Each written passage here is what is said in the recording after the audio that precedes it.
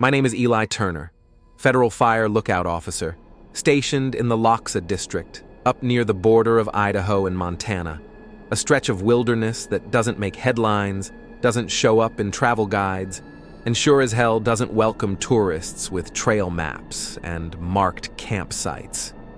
If you've never heard of the Clearwater backcountry, don't feel bad. That's kind of the point. I spent 5 seasons up there in Tower 6, codename Cinderpost, a lonely little shack bolted to the top of a ridge, barely wide enough to hold it, 40 feet of lumber perched over a sea of ancient trees. No road in, no cell signal. You fly in on a single-engine drop chopper at the start of June, and they come back for you in September. If they come back for you. Out there, you're your own medic, your own mechanic, your own cook, your own company. You learn to know every sound by heart. The scream of a hawk echoing down a gulch. The crack of old pine shifting in the wind. The groan of your own bones in the cold at 3 a.m. And then, the one sound that doesn't belong. That's what this is really about. That one sound. That first night. That first call. In early July of 2019, I started noticing movement in a place that shouldn't have had any.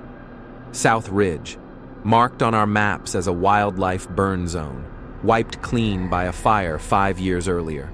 Still regrowing. No trails, no hikers. Too steep for bears. Too remote for wolves. I'd been logging fire watch every 3rd hour. Standard procedure. Binocular sweep, compass headings, cloud tracking, vegetation logs. That night, 2:07 a.m., I saw movement. Humanoid. Bipedal. Tall. I radioed it in. Base camp chalked it up to a shadow cast by cloud movement over the moon. But then I heard it. At first, I thought it was my radio relay looping. The transmission sounded like something I'd said earlier that day. My own voice, fractured and warped, played back like a broken tape recorder. But it was wrong. Office slower. Hollow. It called my name. Turner. Like it knew me. Now, I'm not new to weird outposts. I did time in Oregon's Willamette forests, worked fire towers down in Arizona during the extreme heat summers. I've seen animals act odd. I've heard owls mimic sounds that shouldn't come from anything with feathers. But this wasn't animal. This wasn't sound bouncing off canyon walls. This was something standing beneath my tower at 2 a.m, saying my name in my voice. And then I saw the eyes. They weren't reflective like a cougar or a deer. They didn't glow. They absorbed light. No pupil, no iris. Just absence. Like 2 black voids punched into the night. I logged it. Clipped the audio. Sent it to District Command. 3 days later, I got a new directive. Stop transmitting unverified sightings. Use emergency bandwidth only for confirmed wildfires. They locked my outgoing logs. That's when I knew. Whatever I was seeing, they already knew about it. The next night, it called again. Not just my name this time. It called from inside the radio. That should have been impossible. These radios are closed channel, hard-coded, monitored. You don't just broadcast on a Ranger frequency. But this wasn't static. It was clear. Turner, come down. We found Garrett. Garrett was my friend, my mentor. He manned Tower 9, about 8 miles northeast, across a canyon. He'd gone off rotation a week earlier, supposedly due to an injury. But he never radioed goodbye, never filed his end-of-duty form. I asked about him. No one answered. And now, something wearing his voice was calling me down from my tower. I stayed awake for 72 straight hours. My coffee ran dry. My water tasted off. The tower creaked louder than normal. The woods fell silent. No birds, no bugs, no wind. Just absence. That was the first week the dreams started, if you can call them dreams. I'd close my eyes, and I was no longer in the tower. I was beneath it. on the ground, kneeling. Something towering above me, faceless, wide-shouldered, with a skin that looked stitched from bark and flesh. It pressed something against my chest. A ranger badge. Garrett's badge. Number still etched in the metal. When I woke up, the badge was on my desk, cold, wet, and covered in ash. I logged it, took a photo. The file disappeared from my laptop the next morning. The ash stain remained. By week 3, the feeding started.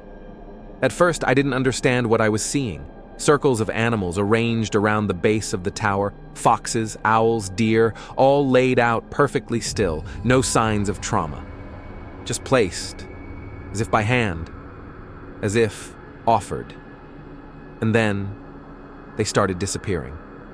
One night, I climbed down to investigate. I made it 10 feet from the base before I heard it. Breathing, shallow, everywhere at once. I turned. There was nothing behind me, nothing in front of me. But the air was thick with something unseen, like walking through a wall of heat, even though the air was cold. I climbed back up, bolted the hatch, and didn't leave. The tower again for 3 more weeks. When the next chopper came, it didn't land. It hovered, dropped a crate with supplies, no radio message, no wave, just the unmistakable sense of avoidance.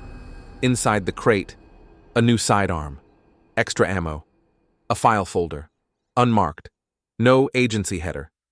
Inside the file, photos, black and white, shot on film, dated from 1986 to 2017.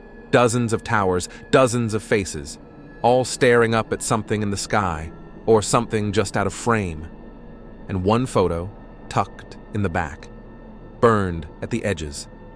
Garrett, standing beneath his tower, his face peeled away, smiling, still, somehow, smiling.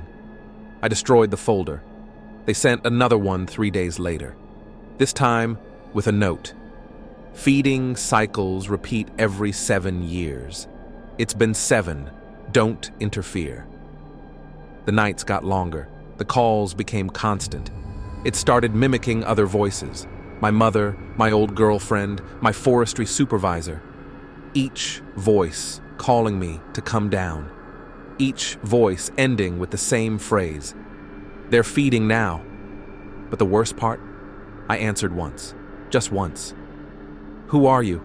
I whispered. The response wasn't a voice. It was an emotion, like a wave of hunger inside my head. Not for food, not for flesh, but for recognition. Like it wanted me to see it, to know it, to become it. By late August, I snapped. I activated the long-wave emergency beacon. It took them 2 days to reach me. When the extraction team arrived, they didn't speak. Hazmat suits, masks. They wrapped me in thermal blankets like I was contaminated. One of them leaned in and whispered, "Forget what you saw. If you want to live, forget it." They flew me out. No debrief, no thank you. Just silence. And an NDA that came certified in the mail 2 weeks later, signed under Homeland clearance. Tower 6 has been offline ever since. Official records list it as structurally unstable. But the tower's fine. I know. I check it on satellite every month, and I see the shapes, moving in and out of frame, gathering. That's why I'm telling you this now. Because the cycle is back. 7 years. And this summer marks another turn. And the calls are happening again. People living near the ridge are reporting strange howls, campers hearing their own voices in the woods. And one hiker, last seen wearing a Laksa forestry badge, has vanished. If you're out there, hunting, hiking, photographing, get out. If you hear your name in the dark, don't answer. If you see a ranger calling you from the tree line, don't follow, because that's not us anymore. This is Eli Turner, former fire lookout officer, Tower 6. I am breaking silence because no one else will. And if you're watching this, subscribe to MindFuel, because this is only the first layer.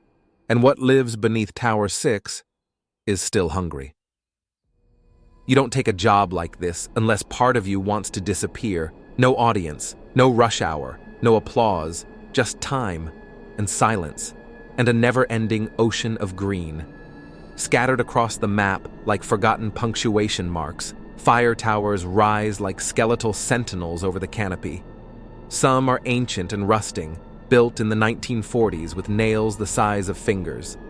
Others are newer, drop-in prefab units bolted onto exposed granite. There are fewer of them now.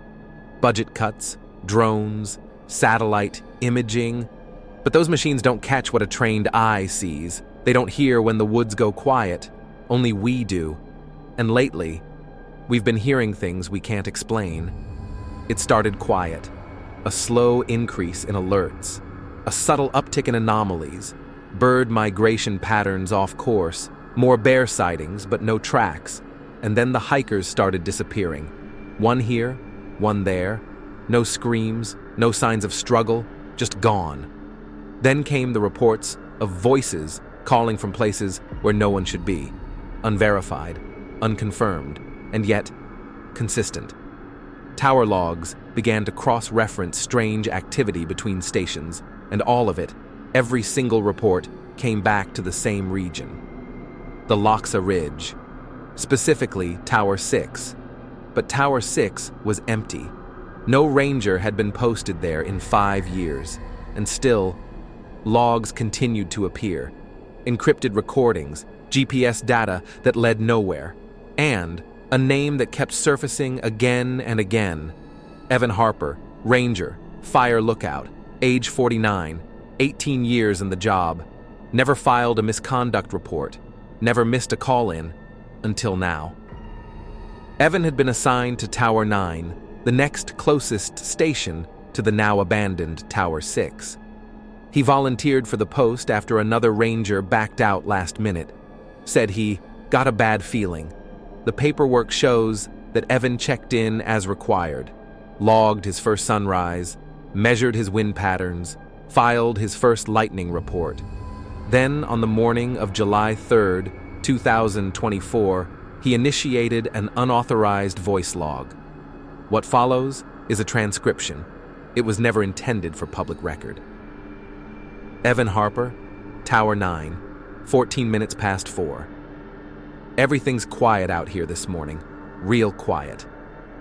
Temperatures dropped 5 degrees since midnight, but no wind. Cloud ceiling steady. No visible lightning, but it feels like something's about to break. I've seen lightning burn down a ridge in minutes, but this isn't fire. This is something else. Evan's log was flagged by the district server as incomplete, but it was never deleted, and the metadata shows that it originated not from Tower 9, but from a repeater connected to Tower 6, a tower that, officially, no longer exists. 3 hours later, Evan failed to make his routine check-in. When they pinged his GPS, the signal placed him off-grid, nearly 2 miles southwest of his assigned post, down in the fire-killed valley that had been marked non-recoverable since 2015.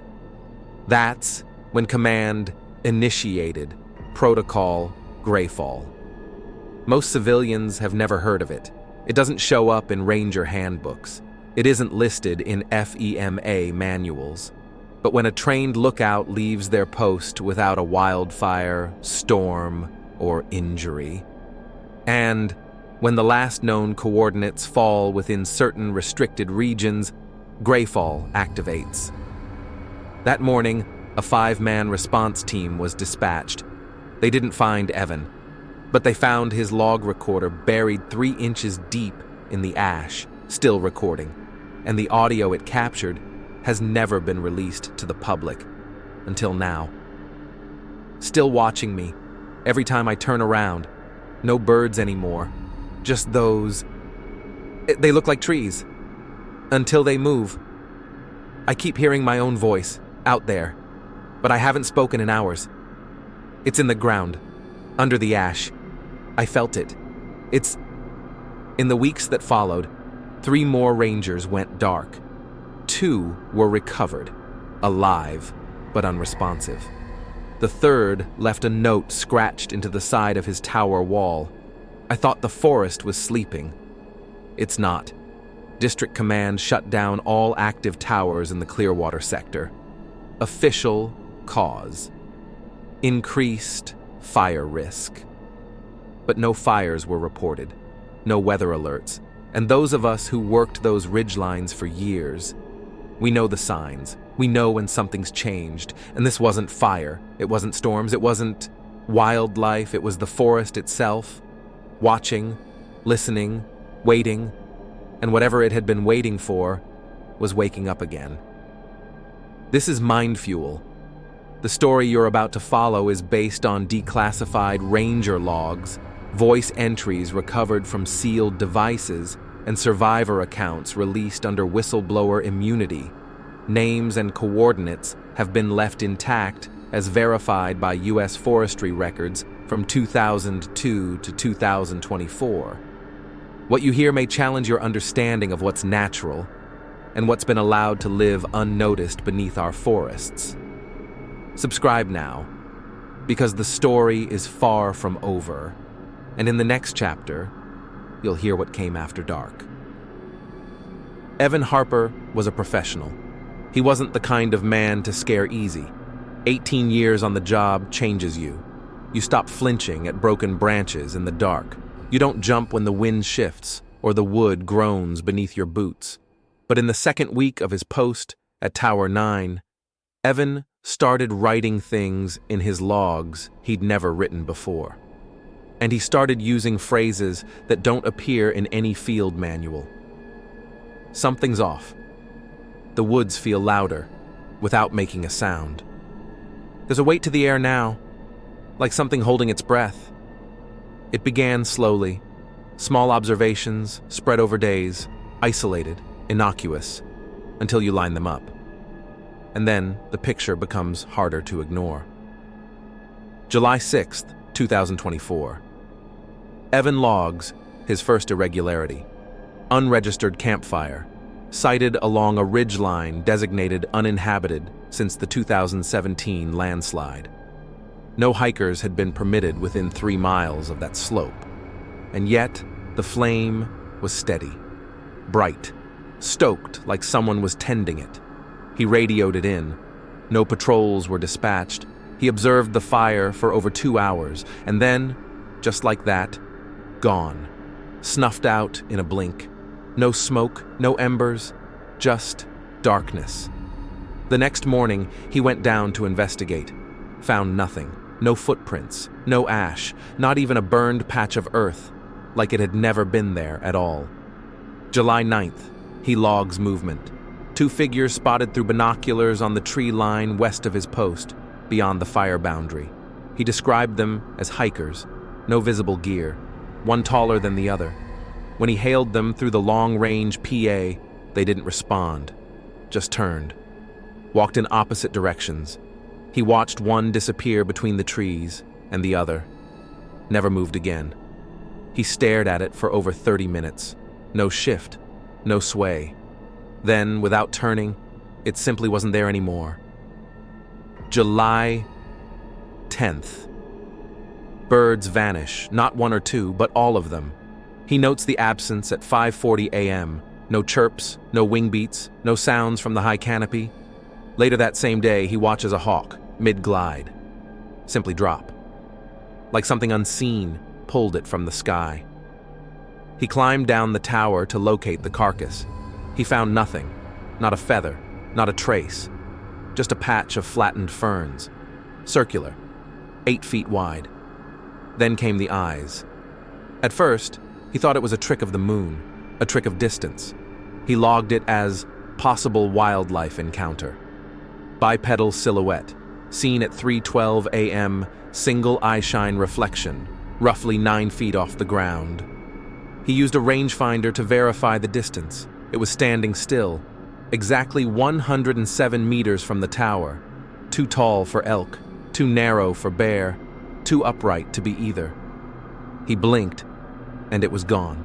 No sound, no motion, just gone.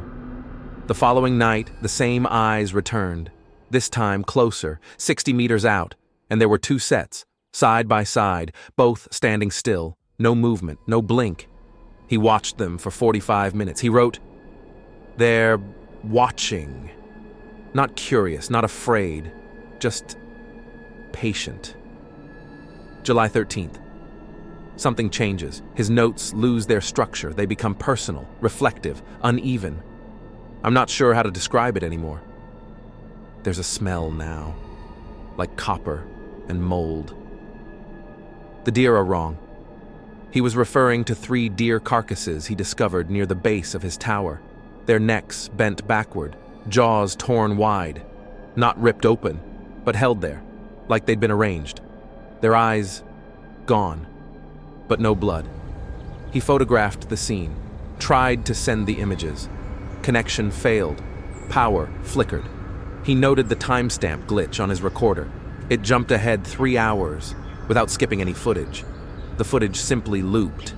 He watched himself on the playback, standing at the tower window, except he didn't remember being there. And in the reflection behind him, there was something else. July 14th. Evan tries to leave. He logs a departure. Going to Trailhead. Need confirmation. Can't stay up here. He hikes south, 2 miles.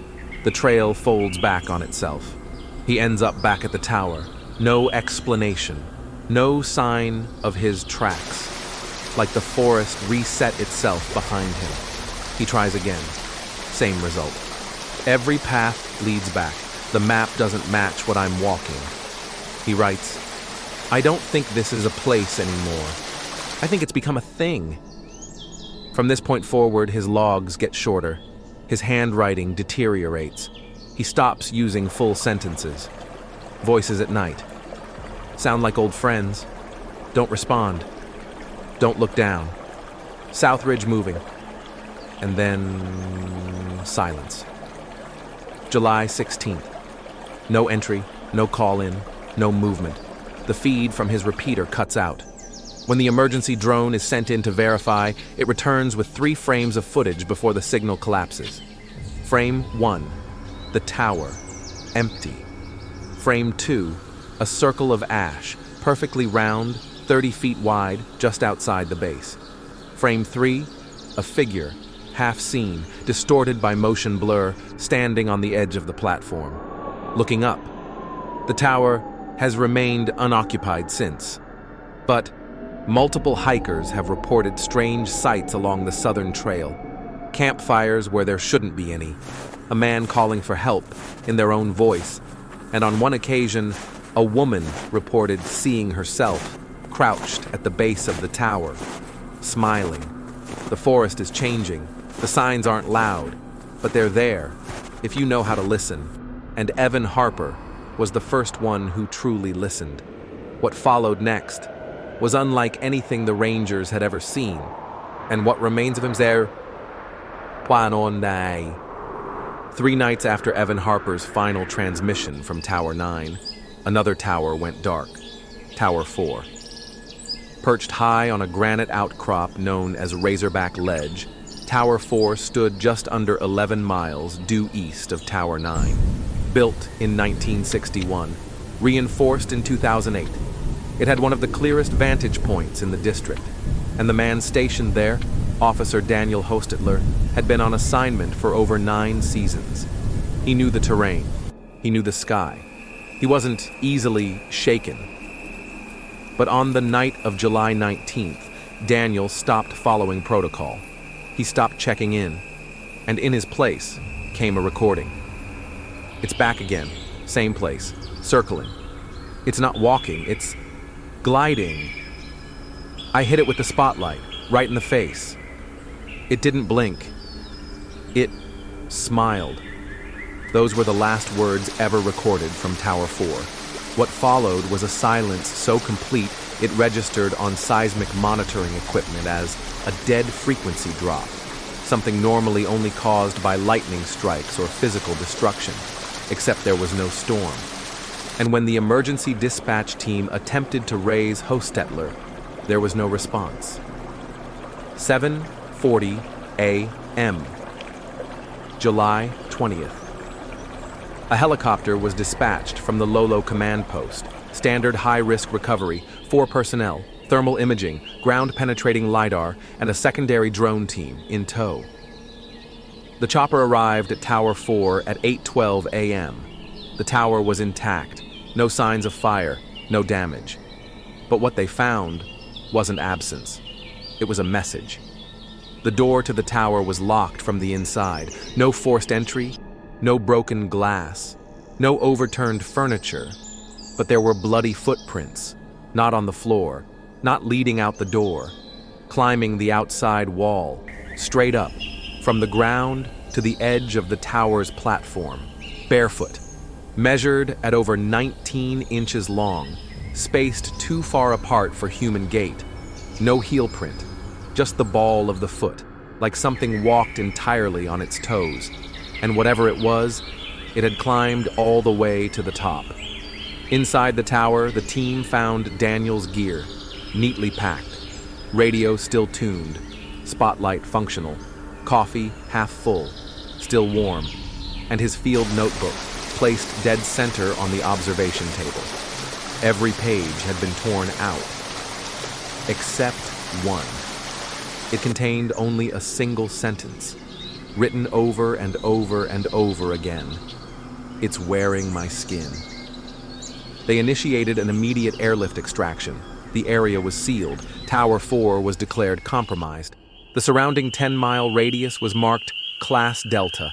All other fire towers in the Clearwater Zone were ordered to go on silent radio, a rare move used only in the most severe internal containment scenarios. But by then, it was too late. Whatever had taken Daniel Hostetler, whatever had followed Evan Harper, was spreading. And by the time command realized what was happening, it had already reached another post. We scanned everything. Not a heat trace in 30 miles, not even a squirrel. But when I banked left to circle the tower, something looked at me from the tree line. It didn't duck. It didn't flinch.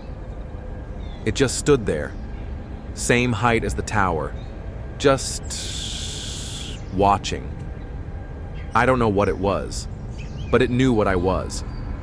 Officially, Tower 4 was decommissioned the next day. The report lists structural rot and radial cracking in support beams as the cause. No mention of footprints, no mention of the tape, no mention of Daniel Hostetler. But for those of us who've seen the real logs, the ones locked behind encrypted drives and black bar redactions, we know the truth. Tower 4 didn't collapse. It wasn't abandoned. It wasn't dismantled. It was swallowed by whatever moves through those trees when no one's watching, by whatever stares back at us with eyes that never blink, by whatever wears the voice of the last man who went missing. MindFuel subscribers, if you've made it this far, you've seen the pattern forming. You've heard what we've heard, and we're just now reaching the part they don't want you to know. Because in the next chapter, something answers the call. And what steps out of the tree line isn't human. Not anymore. Subscribe now. Because the footage recovered next was never meant to be seen. And it's already changing those who've watched it. There's a moment in every lookout season, usually late into July, when the silence stops being peaceful. You begin to notice just how far the wind has to travel to touch anything. You realize that clouds above the treetops drift slower than they should, and you hear things you've never logged before. For Evan Harper, that moment came on the 23rd night. By then, Tower 4 had already gone dark. He hadn't slept in more than 48 hours, and his equipment was beginning to fail. It began subtly, small errors. The digital barometer froze, compass needles started twitching, wind sensors recorded gale force readings on dead still air. But the worst was the radio. What should have been a closed forestry channel, encrypted, interference protected, secure, was slowly being overtaken by static. Not white noise, not background hum. This static had shape, cadence, rhythm, like something alive was beneath it, pressing against the frequencies. Evan documented it nightly. Radio's acting up again. It's like something is crawling under the channel. It doesn't hiss, it clicks. The clicks began after midnight. Always after midnight. Always from the northeast tree line. At first, it sounded like broken twigs, then bones, then teeth. It's like chattering, he wrote, but not human. Too fast, too sharp, like teeth grinding at the wrong speed. He tried isolating the sound, ran it through an old handheld analyzer, but the spectrum reading came back blank. No frequency, no waveform, just nothing. His equipment couldn't pick it up, but he could hear it. That same night, he pulled out his spotting scope, trained it on the noise's origin point. Just past the edge of the mineral ridge, across a glade known to the older rangers as the Scar, a clearing where trees refused to grow. In the center of it, something stood. Evans log, July 24th. There's a figure in the clearing, roughly 9 feet tall, thin, no light reflection, no movement, just standing. I've kept it in my scope for 2 hours. It hasn't shifted. It hasn't swayed. It doesn't even seem to breathe. At 3:13 a.m., he logged again. Still hasn't moved. At 4:27, still there. At 5:05, sunrise now. Still hasn't moved. I think it's watching me. It remained visible in the early morning light, long-limbed, shadowed despite direct sun. He tried to photograph it, but each image came back corrupted. First black lines, then total distortion. The only clear image showed an empty clearing, as if it were never there. He left his scope focused on the figure and began recording continuously. It stood in place for 7 hours straight.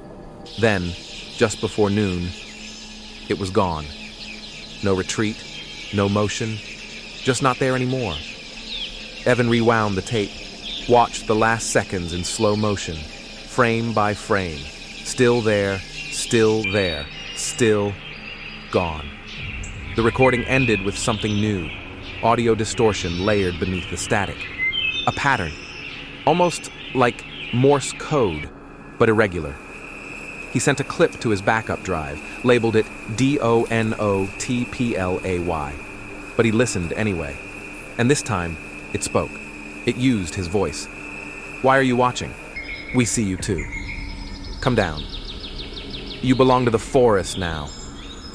Evan unplugged the radio, turned off all receivers, disconnected every cable, but the static didn't stop.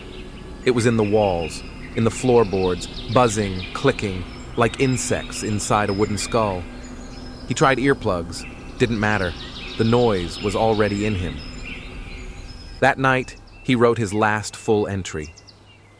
I don't think it's one thing. I think it's many. But they don't move separately. They move like a thought.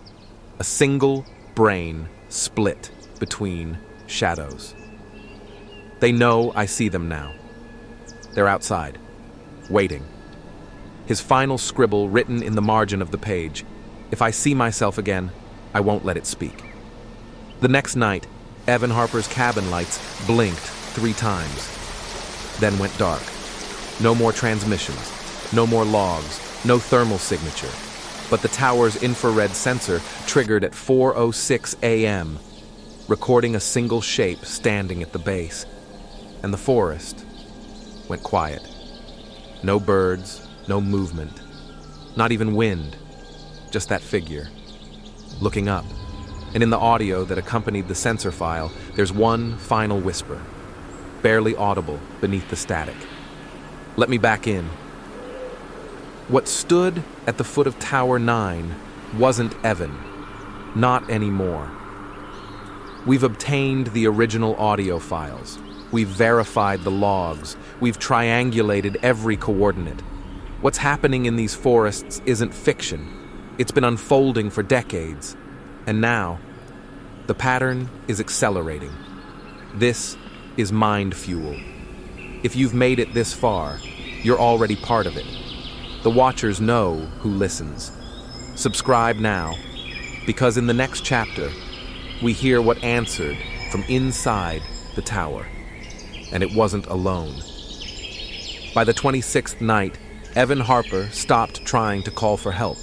Not because he gave up hope, not because he ran out of ways, but because, in his words, "Every time I speak into this mic, something speaks back that sounds too much like me." The radio stayed off. The power lines were cut. Even the backup solar array was disabled, removed piece by piece, so no signal could escape. But silence isn't safety in these woods, and even isolation has a boundary. So Evan did what every seasoned ranger does when the rules stop making sense. He went on patrol. July 27th, 4:42 a.m. He packed a single bag, water, flare, first aid, and a laminated map. He left the tower through the west ladder and marked his route with chalk every 30 feet. According to his notes, he wasn't following tracks. He wasn't chasing a noise. He said he was following the absence. There's a spot west of the ridge where the air just ends. No wind, no sound. Like the forest is holding its breath. Like something's waiting for me to walk in. At 5:13 a.m., Evan crossed into what he would later call the feeding grounds. He didn't name it out of superstition or fear. He named it for what he saw, for what he couldn't stop seeing. It began with the grass. There was no burn scar, no sign of fire, but something had eaten the vegetation down to raw earth. A perfect circle, 42 feet across. Grass reduced to ash-like powder. Not torched, not trampled, dissolved. He crouched to inspect it, ran his glove along the surface. The dirt was cold, too cold for July. And beneath the soil, bone. He didn't recognize it at first. Thin, porous, clean, not gnawed, not weathered, just scattered. They weren't buried, they weren't placed. It was like they had fallen from above, from something that had picked them clean while the body was still standing. A second patch appeared just beyond the first, then a third, dozens. Every circle was the same size, every center marked by a collapsed depression, like something had pressed its full weight into the earth before vanishing. And around them, no prints, no drag marks, no blood. Even the insects avoided it. No flies, no beetles, not a single spider web between the branches above. The entire forest had drawn back, like it knew, like it remembered. At the edge of the fifth circle, he found the boot, melted into the ground, sole warped, laces fused, leather puckered as if flash-boiled. He brushed it clear with a stick. Inside, partially buried in the earth, he found a forestry ID tag, bent, rusted, half-dissolved, still readable. Tower 2 had gone offline 7 years earlier. The official report? Fatal fall, body unrecovered due to terrain. But the terrain here was flat, level, open, and yet all that remained was a single boot. No bones, no pack, no clothing, just the tag. And beneath it, dug 6 inches into the soil, Evan uncovered teeth. Human, still intact, roots stained black. He didn't speak for 4 minutes. The voice log goes silent. You can hear the wind pick up for the first time in hours. And then, softly, almost a whisper, they don't just eat. They unmake.